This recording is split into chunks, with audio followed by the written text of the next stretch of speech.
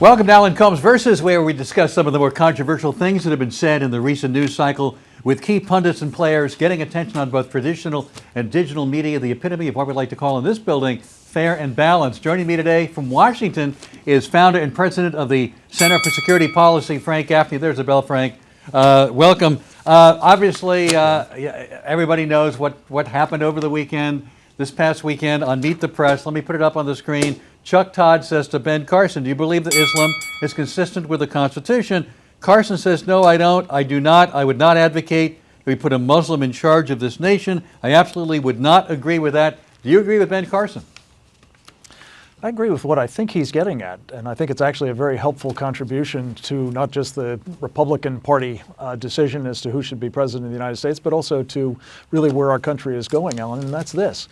We are confronting a problem called Sharia, that is the authoritative version of Islam, not practiced by a lot of Muslims, but those who do have an obligation to try to impose it on the rest of us. No, but simple question. It is absolutely anti-constitutional and therefore should preclude somebody who subscribes to it from being president of the United States. Wait a minute. So you agree with Ben Carson that the Constitution would preclude a Muslim from being president of the United States?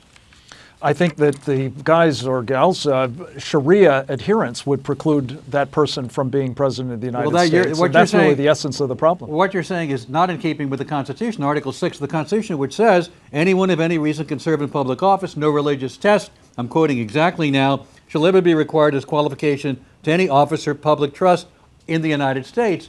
So what Ben Carson said is not, and what you're saying is not in accordance with the U.S. Constitution. Well, why I think this is such a helpful conversation to be having, Alan, is that Sharia is actually a totalitarian political program that has as its express purpose dominating the rest of the world. It's got a patina of religion to it, but it's fundamentally subversive and, in this case, actually seditious. So I don't think it deserves political protections under the First Amendment or, in fact, any sort of guarantee that if you happen to have this as your political view, that you are, an entrant for the White House. You may not believe that, but the Constitution states otherwise and said there shall be no political test. That's a Muslim can legally serve as president of the United States. And if you accept that the Muslim is, in fact, pursuing a totalitarian political program, I think that's an important disqualifier. Well, you talk about Sharia law. There's kashrut law, too. For Jews, we don't install kashrut law in the United States. Yet Jews are free to observe parts of the kashrut. Sharia law talks about dress, it talks about food, it talks about other lifestyle issues that have nothing to do with the takeover of the government.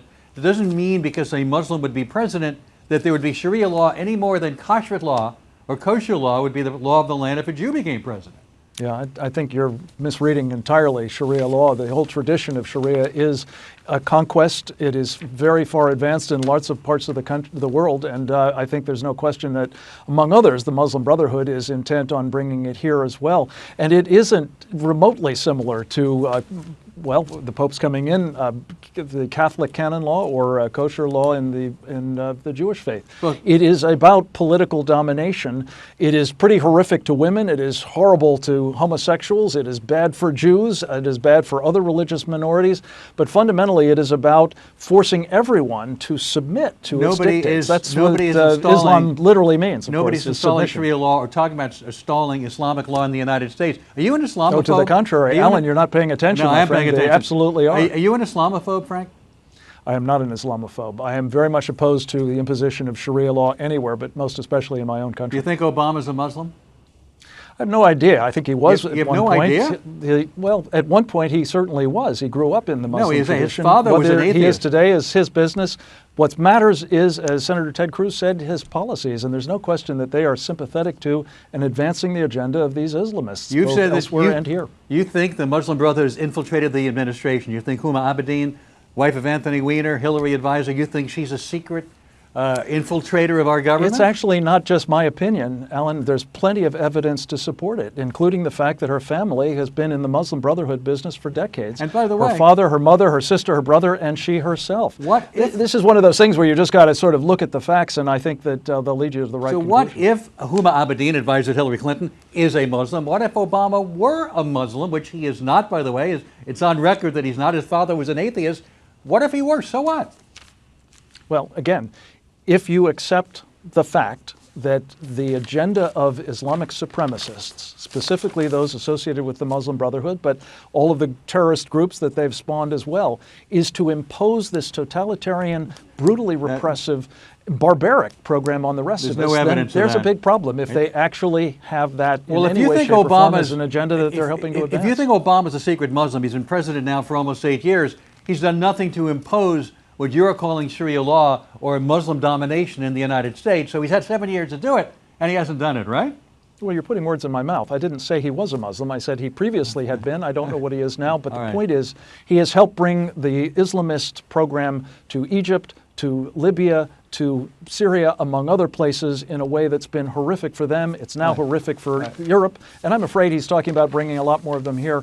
That's going to be horrific for By us, the way, in addition to what he's been doing with the Brotherhood here. We can agree he was born in Hawaii, right? I have no idea where he was born, nor am I going to speculate on it. That's where he says he's from.